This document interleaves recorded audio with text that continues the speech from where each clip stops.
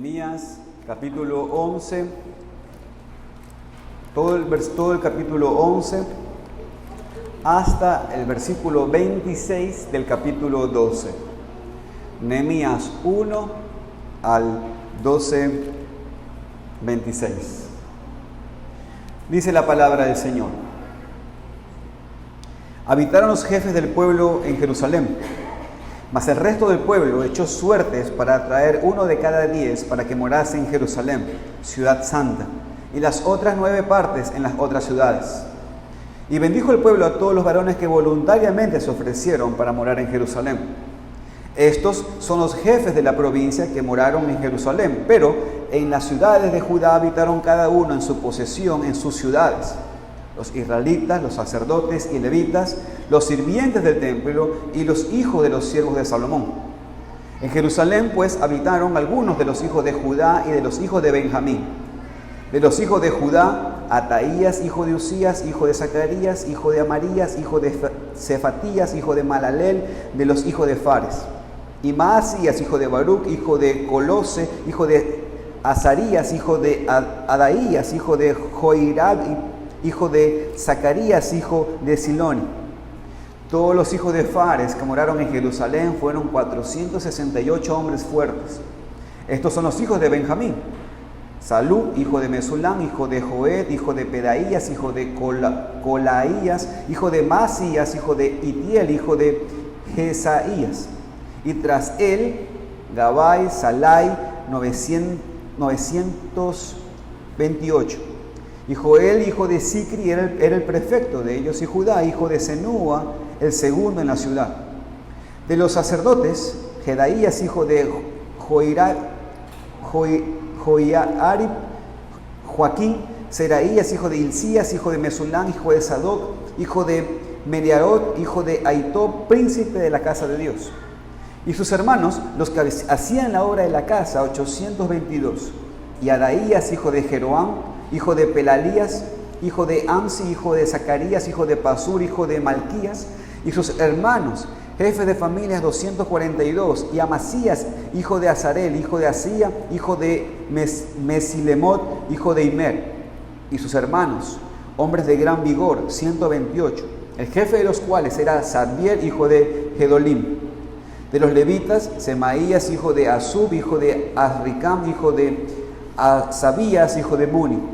Sebatai y Josadab, de los principales de los levitas, capataces de la obra exterior de la casa de Dios. Y Matanías, hijo de Micaía, hijo de Zabdi, hijo de Asaf, el principal, el que empezaba las alabanzas y acción de gracias al tiempo de la oración. Bacbuquías, el segundo de entre sus hermanos, y Abda, hijo de Samaúa, hijo de Galal, hijo de Jedutum. Todos los levitas en la santa ciudad eran 284. Los porteros, Acub, Talmón y sus hermanos, guarda en las puertas, 162. Y el resto de Israel, de los sacerdotes y los levitas, en todas las ciudades de Judá, cada uno en su heredad. Los sirvientes del templo habitaban en Ofel, Sia y Gispa, tenían autoridad sobre los sirvientes del templo. Y el jefe de los levitas en Jerusalén era Uzi, hijo de Bani, hijo de Asabías, hijo de Matanías, hijo de Micaías, de los hijos de Asaf, cantores sobre la obra de la casa de Dios. Porque había mandamiento del rey acerca de ellos y distribución para los cantores para cada día. Y Petaías, hijo de Mesesabel, de los hijos de Sera, hijo de Judá, estaba al servicio del rey en todo negocio del pueblo. Tocante a las aldeas y sus tierras, algunos de los hijos de Judá habitaron en Kiarat Arba y sus aldeas, en Dibón y sus aldeas, en Jecabsel y sus aldeas, en Jesúa y Molada y Bet-Pelet, en Azar Sual, en Berseba y sus aldeas, en Siclac, en Mecón y sus aldeas, en Rimón, en Sora, en Jarmut, en Sanoa, en Adulam y sus aldeas, en Laquis y sus tierras, y en Aseca y sus aldeas. Habitaron desde Berseba hasta el valle de Hinnom. Y los hijos de Benjamín habitaban desde Geba, en Migmas, en Aía, en Betel y en sus aldeas. Y en Anatot, Nob, Ananías, Azor, Ramá, Gitaim, Adid, Seboín, Nebalat, Lot y Ono, valle de los artífices, y algunos de los levitas, en los repartimientos de Judá y de Benjamín.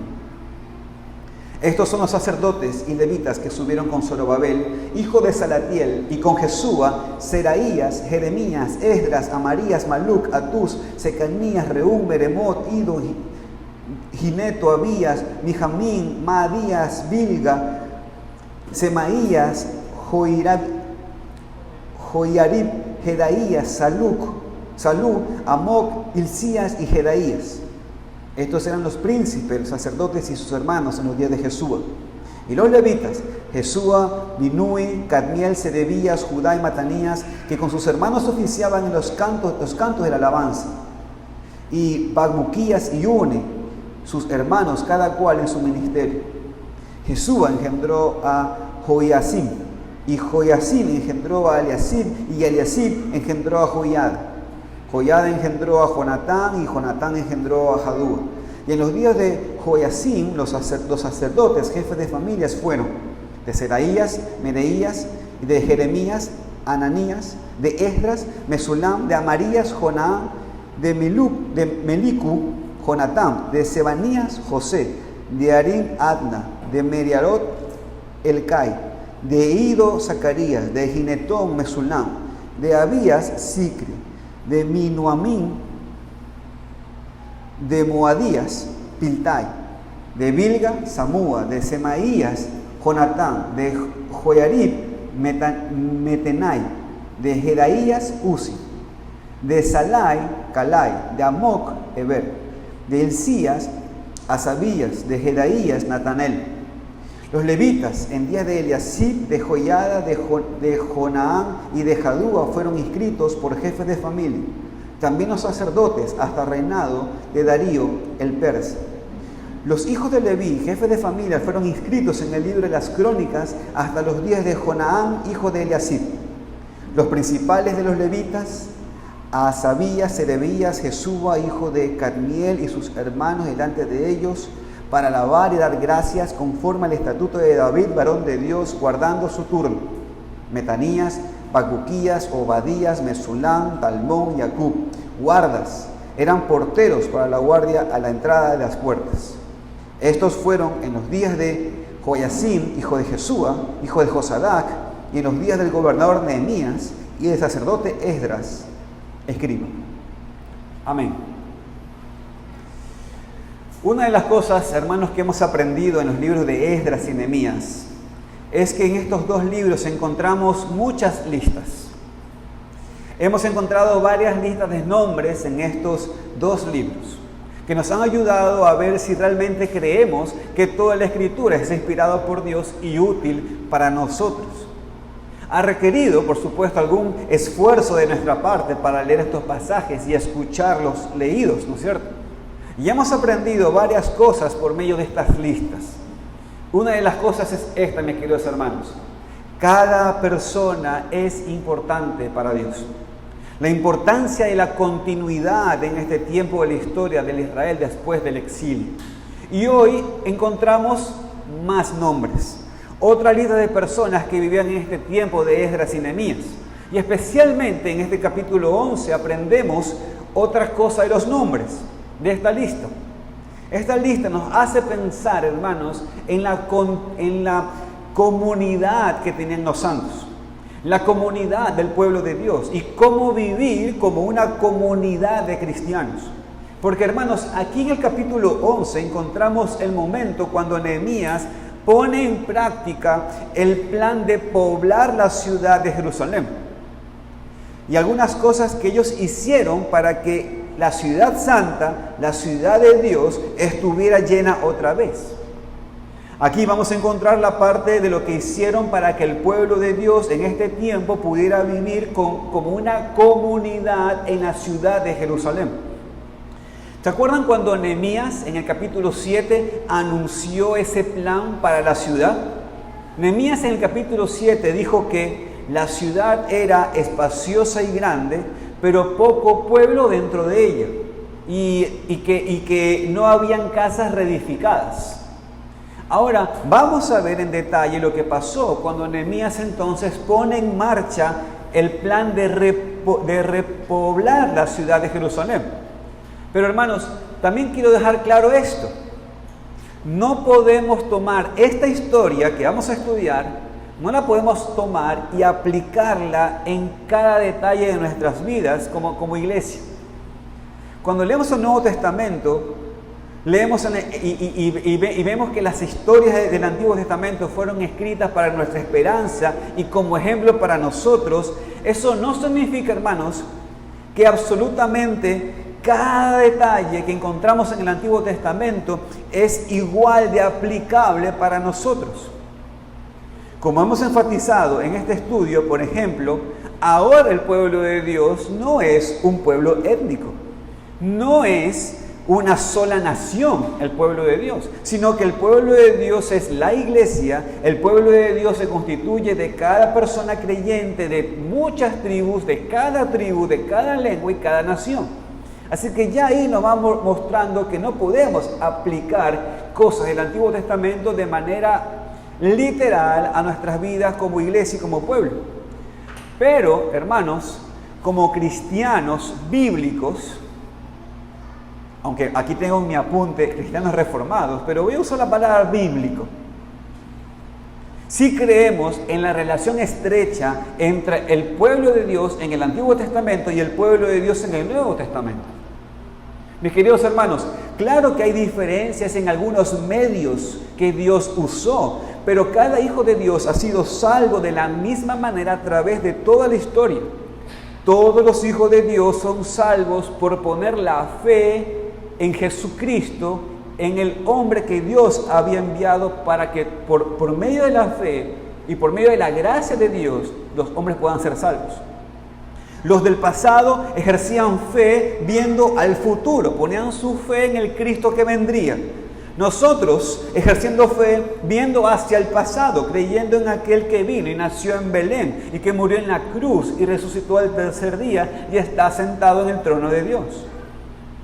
Pero hermanos, sin duda hay principios que podemos aprender de este pasaje en cuanto a la comunidad cristiana. Y por supuesto, no necesitamos, hermanos, poblar una ciudad santa físicamente, pero sí necesitamos aprender cómo actuar como comunidad de santos, como iglesia, para la edificación del cuerpo y también para alcanzar a los incrédulos, para que la iglesia sea un lugar donde los que no conocen a Cristo puedan venir y encontrar algo diferente, encontrar el evangelio y la salvación que está en Cristo Jesús. Mis queridos hermanos, queremos poblar la ciudad, queremos que la iglesia de Cristo esté llena. Y cuando estudiamos el capítulo 7 de Nehemías y se anuncia el plan para repoblar la ciudad, hablamos del hecho de que hoy en día, hay mucho espacio en la iglesia para todos. Pero a veces vemos que hay muy poco pueblo. Y hermanos, por supuesto, oramos que Dios obre aquí entre nosotros en este año para que en este año nuestra iglesia se llene. Pero no porque queramos jactarnos de ser una iglesia grande, sino porque lo queremos hacer para la gloria de Dios. Pero hermanos, no podemos pensar que esto va a suceder automáticamente. Oramos, claro, y Dios va a hacer su obra, sin duda. Pero ¿qué podemos hacer nosotros para que esto suceda? Se lo voy a preguntar de esta manera. ¿Cuáles principios podemos aplicar para que tengamos una comunidad de cristianos que pueda ser una luz brillante en nuestra ciudad, para que los incrédulos puedan venir y ver algo diferente y ser transformados por el poder de Dios? De vuelta, ¿cuáles principios podemos aplicar para que esto suceda? Hermanos, necesitamos seguir aprendiendo cómo ser una comunidad de cristianos. Nosotros nos reunimos aquí, ¿no es cierto? Ya llevamos, ahora en marzo vamos a cumplir 3 años. Algunos de ustedes tienen menos de 3 años reunidos aquí. Pero aún así, todos, desde los más antiguos hasta los que recién están viniendo, todos como cristianos tenemos que aprender a convivir usted y yo juntos. Tenemos que aprender a ser comunidad. Qué frase esa, ¿no? Hacer comunidad. Me suena muy parecido por aquí cerca, pero en este sentido bíblico es verdad. Tenemos que aprender a ser, sin H, ser comunidad. Así que estos judíos no solamente tenían que vivir juntos en la misma ciudad, sino que también tenían que aprender cómo vivir juntos, como una comunidad en el pueblo de Dios. Así que, hermanos, nosotros también necesitamos aprender a vivir como una comunidad de cristianos. ¿Y cómo viven los cristianos? Viven de manera apartada, o dicho de otra manera, viven de una manera santa en medio de este mundo. Así que, hermanos, esta es mi propuesta el día de hoy con esta predicación. Necesitamos aprender a vivir como una comunidad de cristianos, santa y apartada en nuestro mundo. ¿Me siguió? Esta es mi propuesta. Bajo esa propuesta he titulado esta predicación La comunidad de los santos. Y bajo ese título quiero decir tres cosas. En primer lugar, en los versículos 1 al 2 del capítulo 11 vamos a encontrar el sacrificio de la comunidad cristiana. En segundo lugar, en los mismos textos vamos a encontrar la sumisión a la voluntad de Dios de la comunidad cristiana. Y en tercer lugar, desde el versículo 3 hasta el versículo 26 del capítulo 12, vamos a ver la variedad del ministerio en la comunidad cristiana. Así que luego de esto voy a dar una aplicación de todo este pasaje y luego una conclusión. Así que oremos, hermanos, para que prestemos mucha atención a estos textos que vamos a estudiar hoy. Oremos, hermanos. Bendito Dios, te queremos dar tantas gracias, Padre, porque en medio de este feriado que tú has establecido para nuestro país, Señor, ese feriado que suele rotar por un tema de calendario, tú nos das la bendición de que siempre, un día de cada 7, nos das la bendición de poder estar juntos y guardar el nombre de Cristo. Pero Señor, te queremos agradecer porque nos has establecido ese día. Y ese día es el día de nuestro Señor Jesucristo. El día en el cual nuestro Cristo siempre, fielmente, se reúne con su pueblo.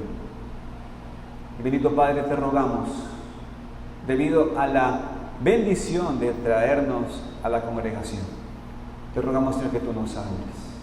Señor, también oramos por nuestros hermanos que se congregaron hoy en otro lugar. Oh Señor, gracias Padre, porque tú siempre tienes casas refugio y siempre hay pastos para tus ovejas.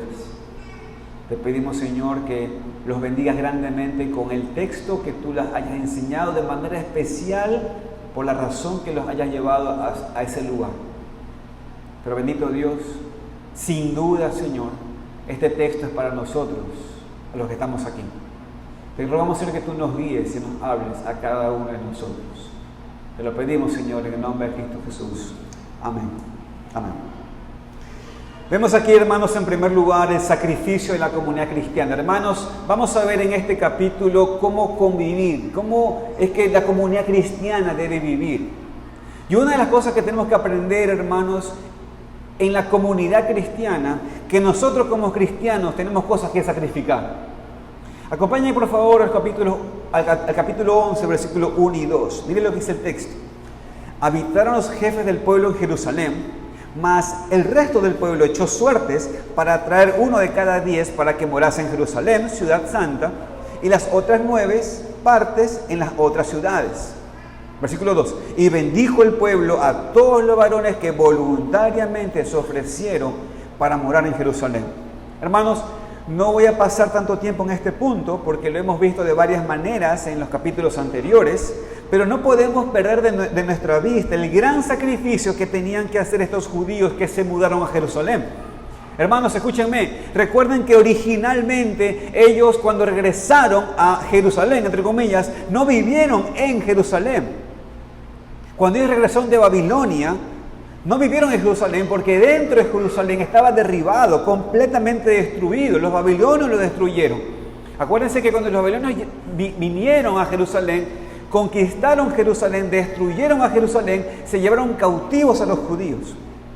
Y cuando entonces ellos regresaron del exilio, los judíos vivían en el campo, vivían fuera de Jerusalén. Habían construido sus casas allí afuera, habían sembrado, habían hecho sus cosechas allí, habían establecido sus familias allí. Por muchos años estaban establecidos alrededor de Jerusalén, pero después que ellos se levantaron y trabajaron juntos, los muros fueron reconstruidos y de repente viene Nehemías y dice, hey, tenemos que repoblarla, tenemos que poblar la ciudad de Jerusalén. Entonces, ¿qué dice Nehemías? Nehemías se le ocurre un plan para poblarlo. ¿Cuál fue el plan? Dijo, 1 de cada 10 familias va a moverse a Jerusalén. Ahora, hermanos, vamos a ver en un momento cómo ellos se sometieron a este mandato de su líder, a esta expresión de la voluntad de Dios. Pero, hermanos, quiero que por favor piensen en la experiencia de tener que cambiarse sus hogares establecidos en el campo para ahora vivir en la ciudad, cuyos muros ya habían sido levantados, pero que todavía requería mucho trabajo para que sea una ciudad funcional otra vez. Porque, hermanos, escúchenme, los babilonios no solamente destruyeron los muros, sino que destruyeron la ciudad. Todas las casas, las tiendas, el templo. Por favor, imagínense el trabajo necesario para que otra vez Jerusalén vuelva a ser un lugar cómodo para vivir, un lugar funcional. Piensen en eso, por favor. Hubiera sido una transición sumamente difícil, una mudanza difícil. Levante la mano aquí. ¿Quién ha hecho una mudanza? ¿Quién se ha cambiado? Levante la mano. Prácticamente todos aquí se han cambiado. Prácticamente.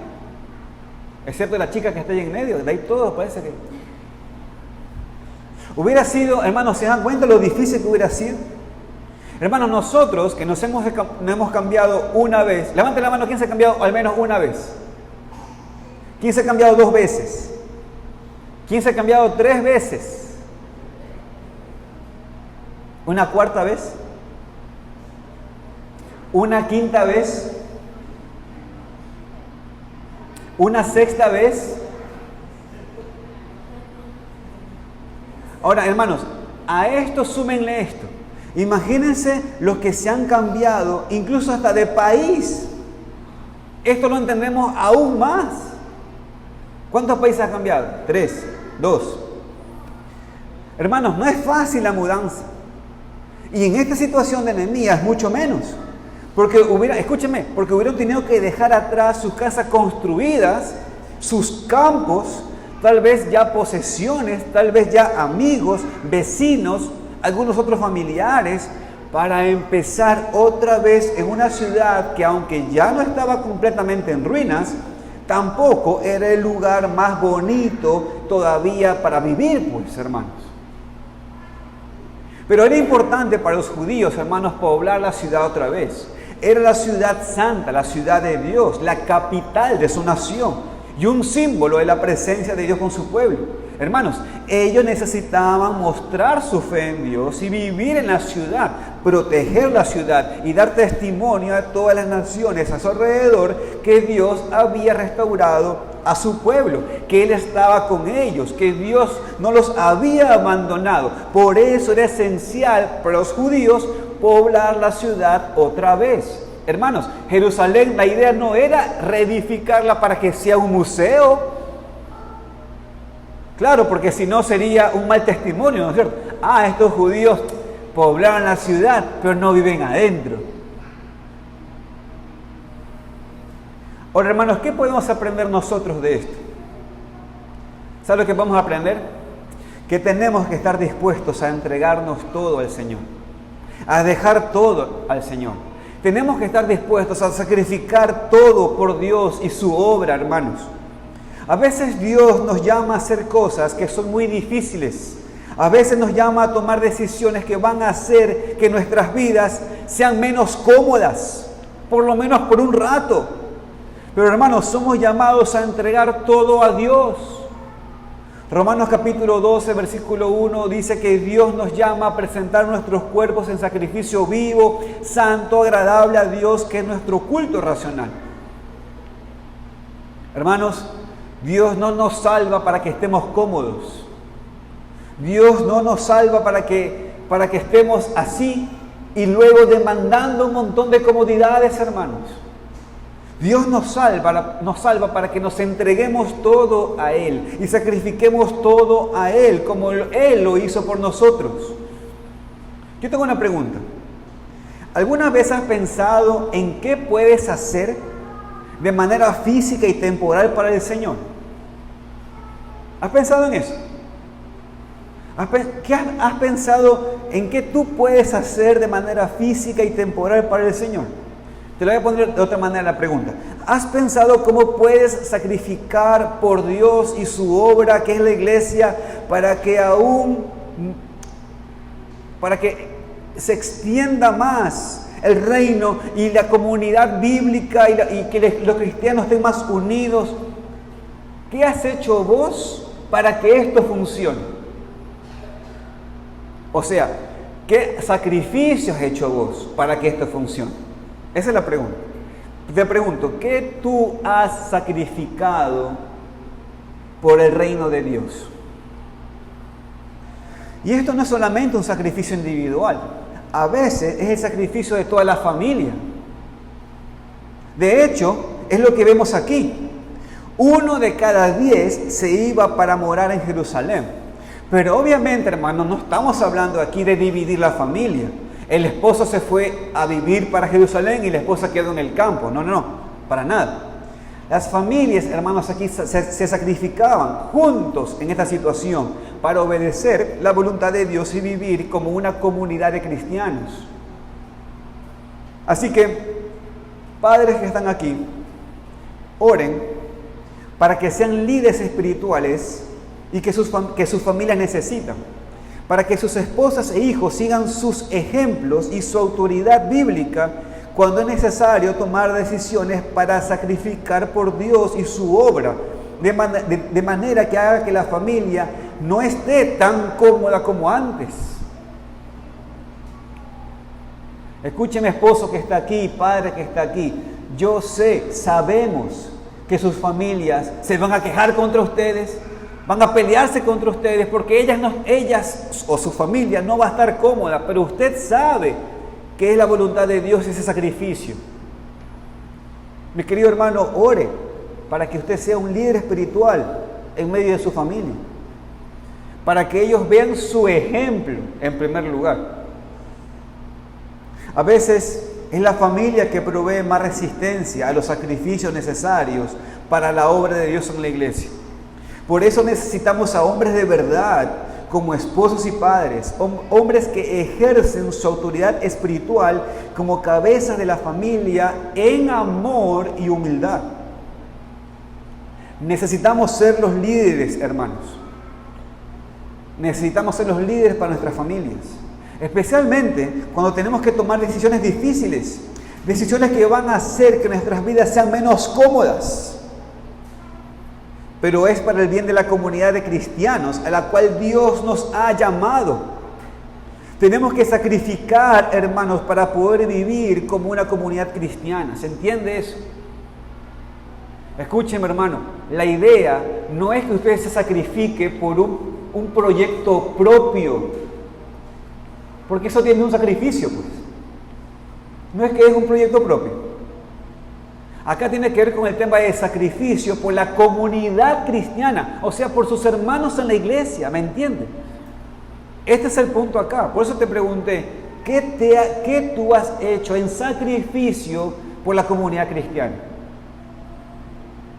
Y esto es uno de los primeros puntos que tenemos que entender. Dentro de la comunidad cristiana, hermanos, tenemos que aprender a hacer sacrificios. Pero es por los hermanos, es por la obra de Dios. Pero en segundo lugar, hermanos, para aprender a vivir en la comunidad cristiana, la sumisión a la voluntad de Dios es sumamente importante. Hermanos, en el versículo 1 leemos que el pueblo echó suertes para decidir quiénes iban a moverse a Jerusalén para vivir. En ese tiempo, echar suertes era la manera para determinar la voluntad de Dios en ciertas situaciones. Y vemos esta práctica muchas veces en el Antiguo Testamento, y también es lo que hicieron los apóstoles, por ejemplo, en el capítulo 1, para decidir quién iba a reemplazar a Judas como apóstol. Hoy en día, hermanos, escúcheme bien, y lo quiero dejar bien claro, hoy en día como iglesia no es lo que hacemos, como vamos a ver en un momento, pero era correcto en este tiempo. ¿Por qué? Pues sencillo, porque Dios lo había prescrito así, Dios lo había establecido así en su palabra. Entonces, lo que vemos es que todo este proceso estaba bajo la voluntad de Dios. Nehemías tiene la idea entonces de ¿cuál? Tiene la idea en el inicio, tiene la idea de poblar la ciudad. Pero ellos buscaron la voluntad de Dios como comunidad cristiana, buscaron la voluntad de Dios en cuanto a quienes iban a vivir en la ciudad. Pero aquí viene lo impactante, hermanos. Miren lo que dice el versículo 2. Porque esto es lo más impactante de este texto, de este pasaje o en este punto. El versículo 2 dice: y bendijo el pueblo a todos los varones que voluntariamente se ofrecieron para morar en Jerusalén. Hermanos, yo quiero que pongan su atención en la parte que dice los varones que voluntariamente se ofrecieron. Aquí tenemos que preguntarnos esto: ¿quiénes eran? O sea, este texto, hermanos, hay dos maneras de interpretarlo. Porque una pregunta que tenemos que hacernos era: ¿y quiénes eran estos hombres? Es posible, hermanos, que otras personas, aparte de los que le cayó el número, otras personas, aparte que los que fueron escogidas por suertes, voluntariamente decidieron también moverse a Jerusalén. ¿Me siguen hasta aquí? Esa es una manera de interpretar. O sea, hicieron el sorteo, salió el 1 de cada 10, ¿no es cierto? Por ejemplo, 1, 2, 3, 4, 5, 6, 7, 8, 9, le toca entonces a Yargelis. Y así, cada uno. Entonces puede ser que 1 de cada 10 más algunos voluntariamente se fueron a vivir a Jerusalén. Pero hay otros hermanos que piensan que aquí no se refiere a eso, sino que se refiere a la actitud de aquellos que fueron escogidos por suertes. O sea, por ejemplo, por suerte le cayó a Yargelis, y cuando a Yargelis le tocó el número para ir a Jerusalén, Yargelis celebró y se puso gozosa y contenta y dijo: qué bueno que me toca a mí, y voluntariamente dijo: me voy a Jerusalén. ¿Se entiende? O sea, estos hombres que les tocó el número mostraron una actitud voluntaria, no se quejaron, no fueron llevados a fuerza, sino que se sometieron a la voluntad de Dios. ¿Se entiende la explicación? Bien. Hermanos, en lo particular, yo creo que esta segunda interpretación es lo que tiene que ver con el texto aquí. Y esto, hermanos, nos muestra algo muy importante. La gente no hizo esto a fuerza. Ellos no resistieron este plan de Nehemías. Ellos más bien se sometieron a la voluntad revelada de Dios. No se quejaron, sino que mostraron una actitud gozosa. Ahora, hermanos, ¿cómo es posible esto? Piensen esto. ¿Cómo es posible que ellos hayan reaccionado de manera voluntaria y feliz y dijeron: ¡yujú! Me toca a mí, voy yo! ¿Cómo es que reaccionaron a esto? Parece no real, ¿verdad? Pero yo les puedo explicar que yo creo que esto pasó realmente y podían reaccionar así. ¿Y saben por qué? Porque recuerden que esta gente estaban ahorita en un contexto de avivamiento. Acuérdense que hace poco habían abierto los libros de la ley. Algunos preguntan: ¿por qué este plan empieza en el capítulo 7, cuando Nehemías anuncia su plan para poblar la ciudad, pero después tenemos que esperar hasta el capítulo 11 para ver el plan en acción? Y la respuesta es porque era necesario pasar por los capítulos 8 al 10 de esta historia. Creo que precisamente esta es la razón para mostrarnos que el avivamiento, hermanos, era el regreso a la palabra de Dios y por ende traía el gozo y el arrepentimiento como reacciones al escuchar la palabra de Dios. Y eso proveyó la base para la obediencia gozosa del pueblo aquí, que proveyó la base para la sumisión gozosa a la voluntad de Dios. Hermanos, nadie dice que es siempre fácil someternos a la voluntad de Dios. A veces, de hecho, parece demasiado difícil. A veces, de hecho, no entendemos. A veces, de hecho, hay resistencia en nuestra propia familia. Pero si la palabra de Dios es nuestro enfoque, si estamos viviendo en adoración a Dios, si estamos viviendo en confesión de nuestros pecados, arrepintiéndonos en verdad, sirviendo al Señor de manera bíblica, con gozo, produciendo frutos como un cristiano, es decir, cuando estamos en avivamiento, vamos a someternos a la voluntad de Dios. Porque ¿saben qué? Porque entonces vamos a estar confiando en el Dios soberano. Porque vamos a estar confiando de que Él sabe lo que es mejor para mí. Que Él hace todo para su gloria y que ahora yo soy parte de ese gran trabajo. Y que finalmente es para nuestro bien. Hermanos, escúchenme. Estos judíos reaccionaron como reaccionaron. ¿Saben por qué? Porque estaban en avivamiento. Por eso podemos aprender algunas cosas de ellos. En primer lugar, hermanos, escúchenme. Esta mudanza a la ciudad, ¿con quién empezó? Dice el texto que empezó con los líderes. Fíjense la primera parte de la frase en el versículo 1. Dice, habitaron los jefes del pueblo en Jerusalén. Hermanos, no sabemos si los líderes ya están viviendo allá antes de que el pueblo echó suertes para mudarse, o si ellos fueron los primeros en mudarse allá durante este tiempo. No lo sabemos bien, pero lo que sí vemos aquí es que ellos pusieron el ejemplo. Los líderes aquí no pidieron ni mandaron al pueblo a hacer nada que ellos no estaban dispuestos a hacer.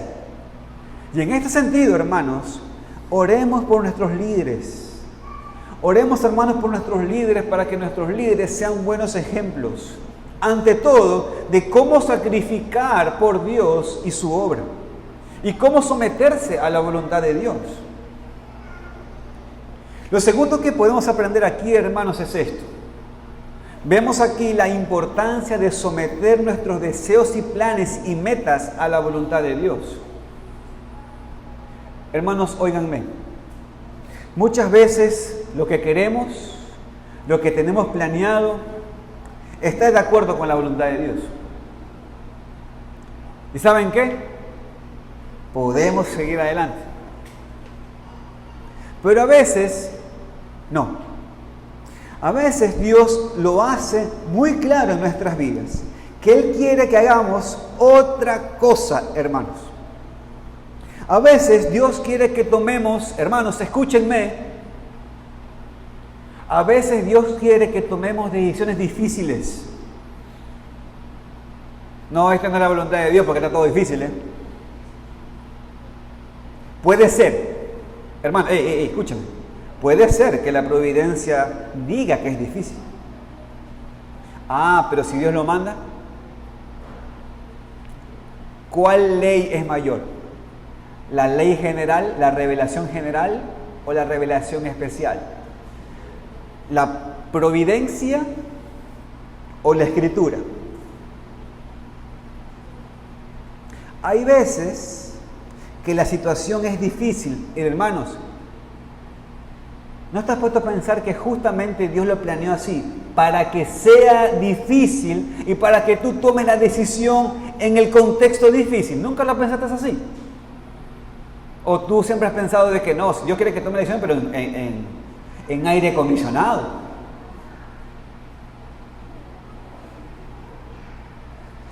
Él quiere muchas veces, hermanos, que tomemos decisiones en contextos difíciles. A veces Dios quiere que sacrifiquemos algo para que el reino de Dios avance. Y cuando esto sucede, hermanos, les pregunto, ¿estaremos dispuestos? ¿Estamos dispuestos a sacrificar nuestros planes, nuestros deseos, nuestros sueños para obedecer la voluntad de Dios cuando Él quiere algo diferente para nosotros?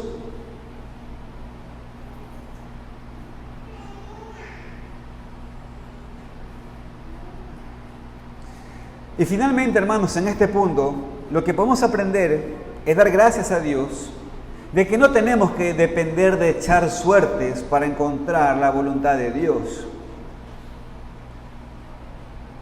Con mis hijos el día de ayer estábamos viendo un programa, ayer fue, estábamos viendo un programa donde en ese programa netamente tenía que ver con sus decisiones.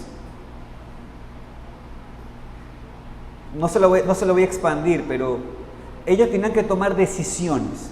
Cualquiera que tú quieras, escúchame Ronald, lo que tú quieras hacer, tú podías hacer. Libre albedrío tal cual.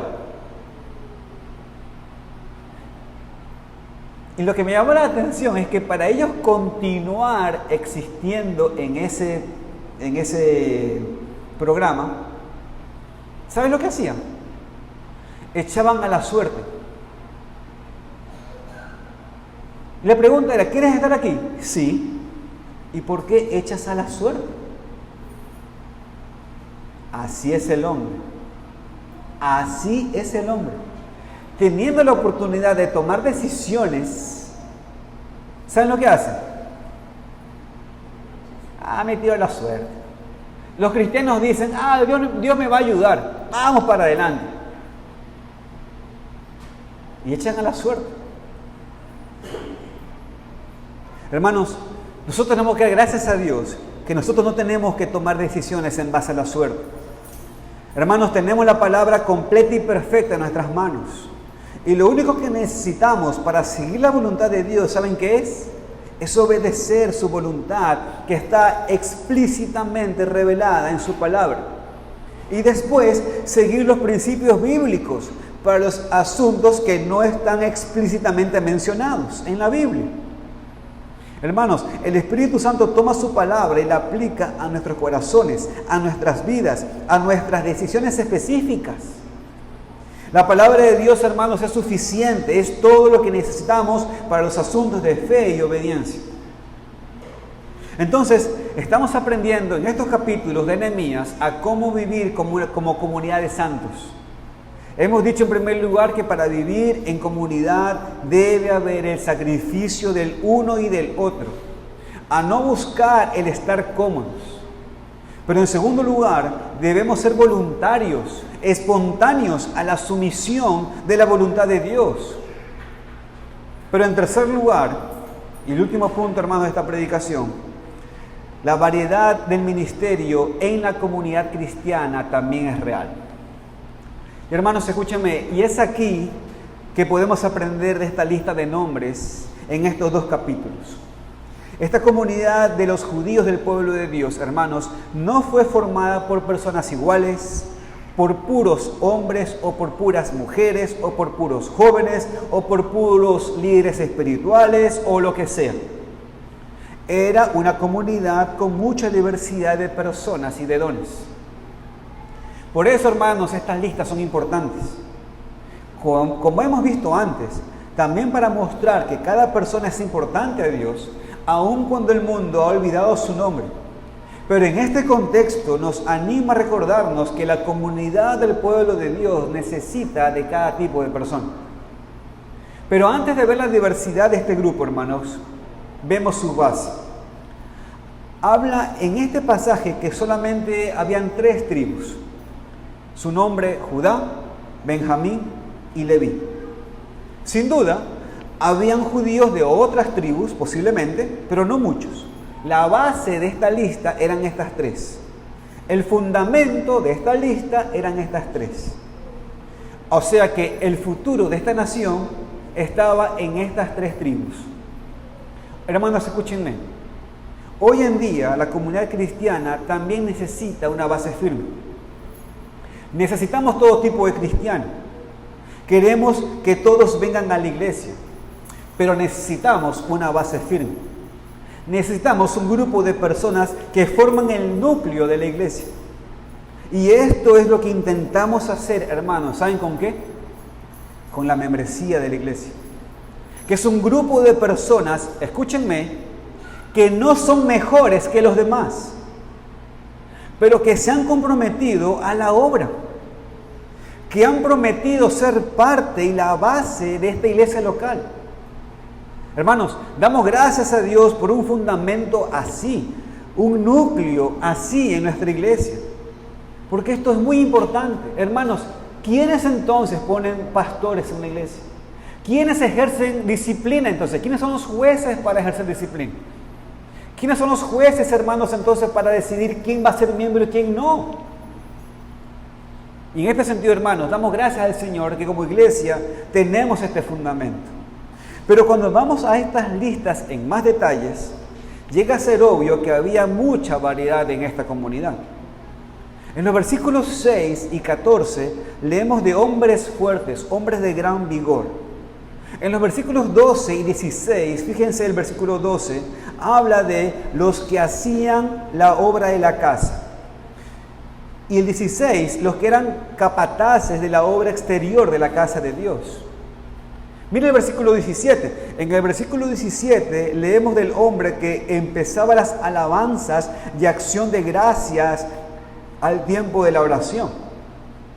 Y en los versículos 22 al 23 habla de los cantores. Había porteros, sirvientes del templo, y también en el capítulo 12 leemos de los muchos levitas y los diferentes principales líderes del pueblo. Hermanos, si tenemos que tomar una foto de este capítulo, había mucho diferente tipo de gente con diferentes dones y capacidades y trabajos en esta comunidad en Jerusalén. Y mis queridos hermanos, escúchenme.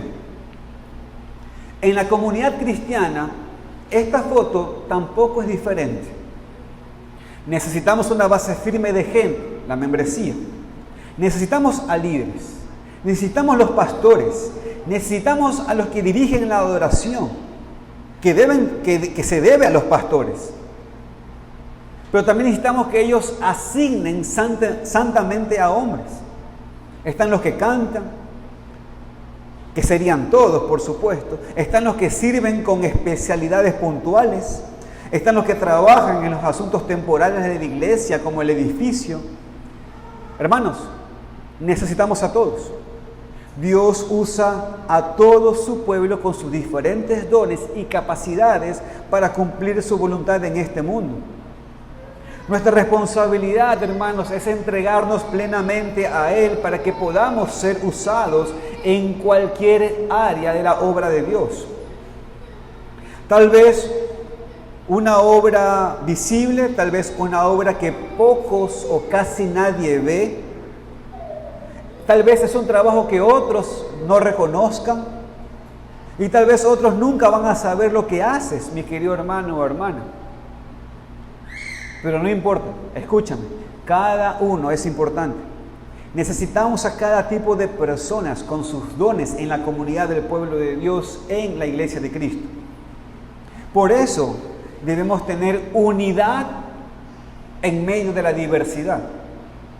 Todos deberían buscar una manera en que servir, pero sin conflicto, sin quejas, sin pensar que otra persona es más importante y tiene una responsabilidad más importante. Hermanos, aunque somos diferentes y tenemos diferentes dones y diferentes trabajos, de todos modos somos uno en Cristo, parte de la misma familia, hijos del mismo Padre. Dice Pablo, un cuerpo, un espíritu, un Señor, una fe, un bautismo, un Dios y Padre de todos. Y hermanos, escúchenme, no podemos perder de vista que el énfasis en este pasaje no está en el individuo, sino que está en la comunidad. Por supuesto, hermanos, somos salvos individualmente. Somos salvos porque no somos salvos, porque pertenecemos a cierta iglesia o a cierta familia. Pero cuando ya somos salvos, es la voluntad de Dios que ya formemos parte de la comunidad cristiana, que formemos parte de algo más grande que nosotros y que formemos parte de algo que es más grande que nuestra propia familia. Algo en este mundo que refleja la verdad del cuerpo de Cristo. Mi querido hermano, escúcheme. ¿Tú le quieres dar testimonio a tus familiares o tus amigos de la existencia de Dios y de su poder? ¿Quieres hacer eso? Únete al cuerpo de Cristo. Es que yo no veo a Dios. ¿Lo quieres ver? ¿Lo quieres ver? Ven. te invito el domingo y vas a ver el cuerpo de Cristo. Muchos hermanos, no se confundan, no se confundan. No evangelice con su imaginación. Hermanos, óiganme, no dé testimonio con su imaginación. Hágalo como el Señor manda en su palabra. Hágalo como el Señor manda en su palabra. Si usted quiere que las personas que dicen que no ven a Dios y que no creen a Dios, ustedes quieren que ellos comiencen a hacerlo, tráigalo el domingo, el día del Señor. Que conozca el cuerpo de Cristo, hermanos. Que lo vea. Que escuche cómo el cuerpo de Cristo alaba a Dios. Que escuche cómo el cuerpo de Cristo oye a Dios. Hermanos, necesitamos entender esto. Necesitamos entender que somos parte de algo mucho más grande entonces. Algo que este mundo refleja la verdad del cuerpo de Cristo. Llegamos a ser parte de una iglesia local para mostrar que somos parte de la iglesia universal. No es correcto para el cristiano vivir de manera aislada, pensando que su relación personal con Cristo es todo lo que necesita. Así como vemos, hermanos, ilustrado en este pasaje, un cristiano es llamado a vivir en comunidad. Amén.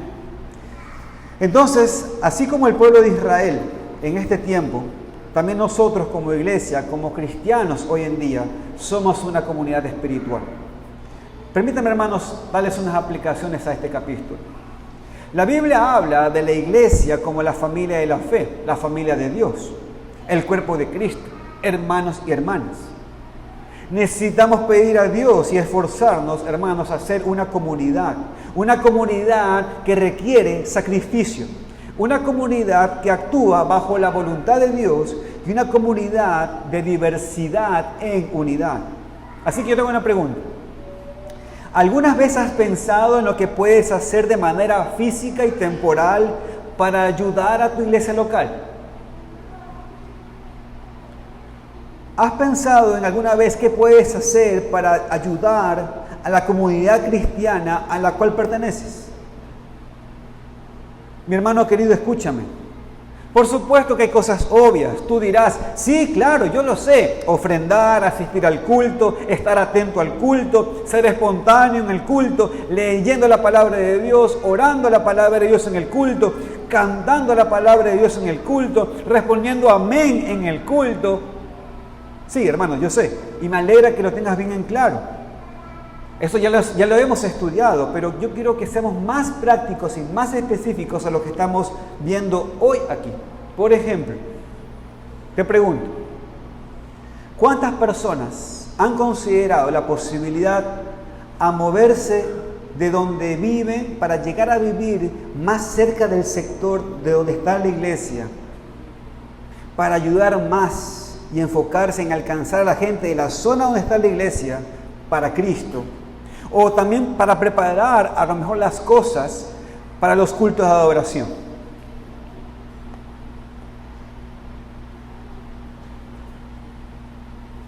Pregunta incómoda, pero es necesario.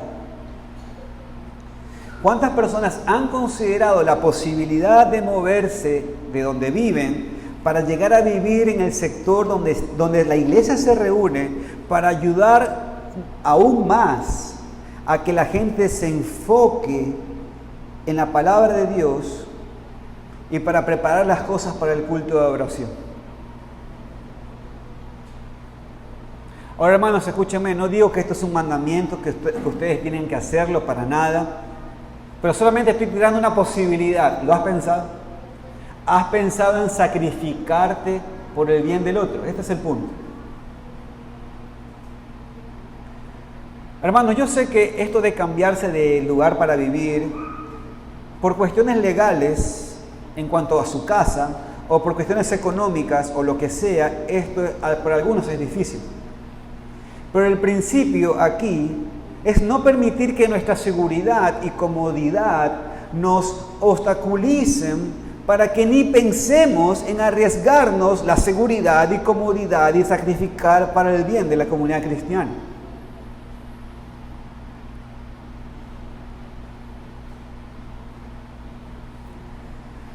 Ustedes me dirán que tal cosa no sería posible o increíblemente difícil. Hermanos, escúchenme, créanme. No era fácil para estos judíos tampoco moverse. Algunos posiblemente no querían, pero ¿saben qué hicieron? Cuando les tocó el número, se sometieron a la voluntad de Dios. Y el resto del pueblo, ¿sabe qué hizo? Lo bendijeron a esos que se sacrificaron. Un comentarista escribió en cuanto a este pasaje de Nehemías, esta aplicación. ¿Le ha preguntado usted al Señor dónde quiere Él que usted viva?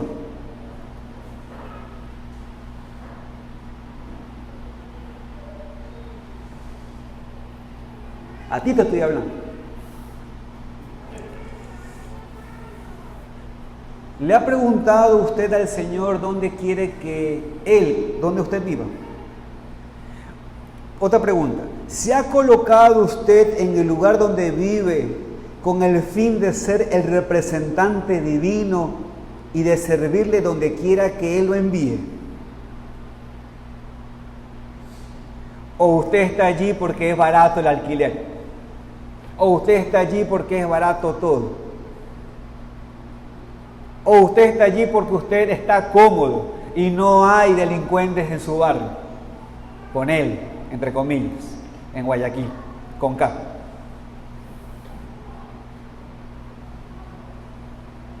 ¿Te has puesto a pensar en eso? Fin de la cita. Hermanos, que busquemos a Dios en oración y pedirle que nos ayude a servirle en el lugar en donde vivimos y también guiarnos, si Él quiere, que tomemos sacrificios, que tomemos pasos de fe, y cuando digo pasos de fe no es arrojo a la nada, sino, según la palabra, Dios ha dicho en Jesucristo que Él ama a la iglesia, y si Él ama a la iglesia, yo también debería amarla. Y en este sentido, hermanos, oramos al Señor para que nos ayude a tomar esos pasos de fe, sacrificando comodidad y seguridad para el bien de la comunidad cristiana. Hermanos, el próximo domingo vamos a tener reunión de miembros. ¿Le gusta ser secretario de la iglesia? ¿Ha pensado en eso? Es un poco gracioso, ¿no? Pero en verdad, de manera seria, ¿ha pensado en esto? ¿En verdad? ¿O siempre será cómodo levantar la mano y proponer a otro? Es serio, hermanos, esto. Esto es la verdad.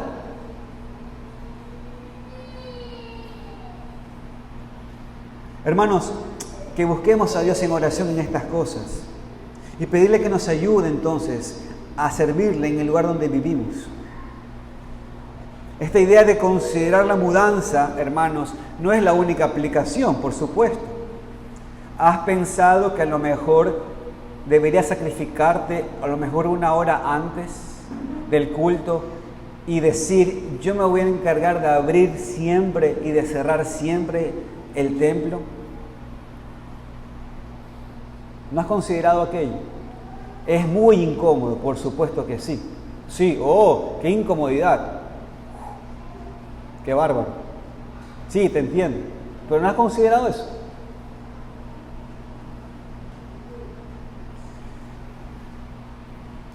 Algunos de ustedes necesitan a lo mejor tomar un diferente tipo de paso de fe en sus familias, sacrificando la comodidad de sus familias para que participen más en esta comunidad cristiana a la cual Dios te ha llamado. Que Dios nos guíe a meditar en este pasaje y aplicarlo a nuestras vidas de manera práctica, hermanos. Otra aplicación que se puede dar aquí es esto, el tema de la sujeción voluntaria. Y hermanos, hasta ahora he venido siendo gracioso, ahora quiero hablar serio. Muy pronto habrá un pastor. Y aunque seguramente el pastor va a buscar que en la medida de lo posible haya siempre espontaneidad en las cosas que hay que hacer en medio de la iglesia, Pues seguramente habrá también la necesidad de asignar a personas a ciertas cosas. Así como a los judíos, a algunos les salió el número para ir a mudarse a Jerusalén, y los que les tocó tal suerte lo hicieron con voluntariedad.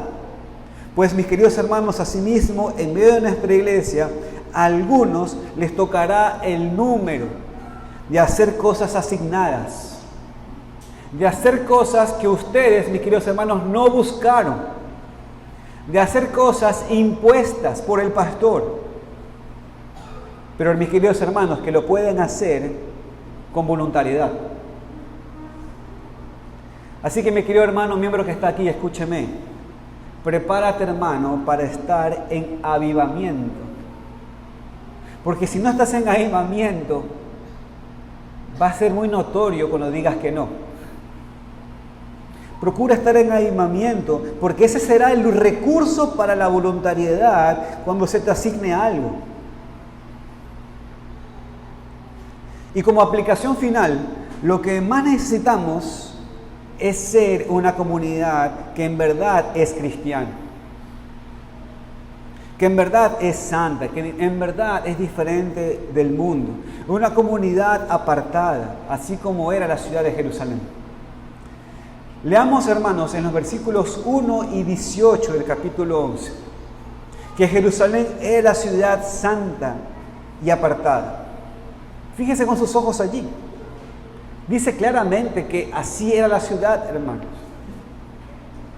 Pues recuerden que eso era una sombra de algo que se proyectaba, hermanos. Esa ciudad que usted lee de Jerusalén, allí en el versículo 1, en el versículo 18, hermanos, esa ciudad proyectaba algo mejor. Jerusalén de Nehemías era una sombra de la iglesia de Cristo hoy en día, la cual esa es santa, esa es apartada. Y mis queridos hermanos, escúchenme, es un gran privilegio vivir como parte de la comunidad santa, pero también es una gran responsabilidad. Es una responsabilidad, hermanos, a no vivir en pecado, a aceptar la reprensión de otros cristianos, a arrepentirnos en verdad y mostrar frutos dignos de arrepentimiento. Y también es un privilegio gozoso de conocer a otros cristianos y vivir con ellos y sufrir con ellos y compartir todo con ellos. No piensen, por supuesto, que el asistir o ser parte de la iglesia automáticamente nos hace santos. Tenemos que aprender a vivir en la comunidad de los santos. Tenemos que crecer en la gracia, crecer en los medios de gracia. Tenemos que asumir nuestra responsabilidad ante Dios en ese pacto bilateral que Dios ha hecho con sus hijos. Tenemos que crecer en nuestra responsabilidad, el cual es progresiva y continua. Necesitamos aprender a vivir como comunidad de cristianos. Tenemos que aprender a vivir, hermanos, de manera santa y apartada en medio de este mundo. Y en este sentido, hermanos, que el Señor nos ayude, que el Señor nos guíe, que el Señor nos fortalezca mientras trabajamos esta parte de la voluntad de Dios. Amén. Como conclusión, entonces, hermanos, necesitamos aprender a vivir como una comunidad de cristianos, santa y apartada en medio de este mundo. Amén. Oremos, hermanos.